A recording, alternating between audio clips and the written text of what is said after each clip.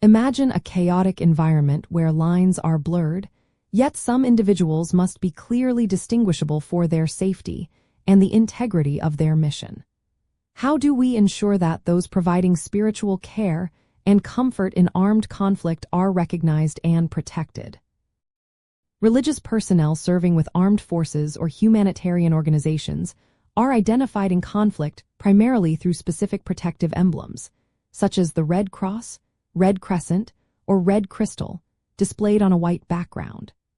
This clear and universally recognized marking immediately signals their protected status under international humanitarian law, ensuring they are not targeted and can carry out their vital work.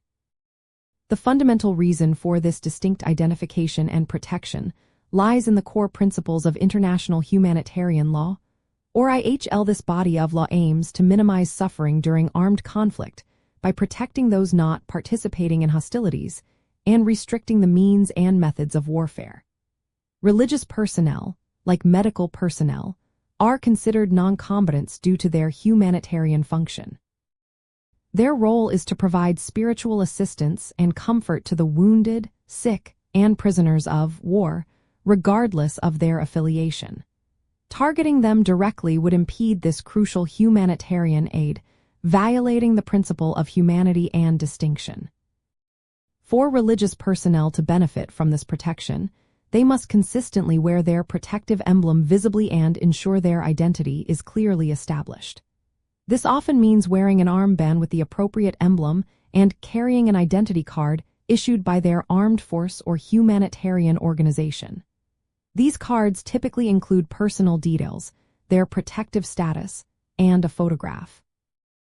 It is also important that they do not participate in any acts of hostilities, as engaging in combat would forfeit their protective status.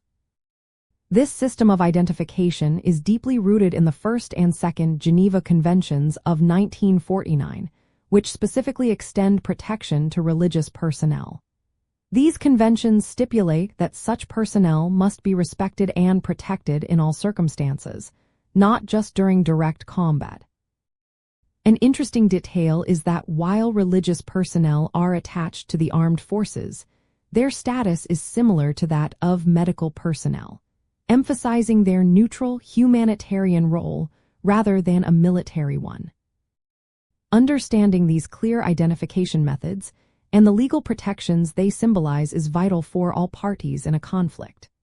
It reinforces the universal value placed on humanity, ensuring that even in the throes of war, those offering solace and spiritual guidance can do so with a recognized measure of safety, upholding the foundational tenets of compassion and protection for all.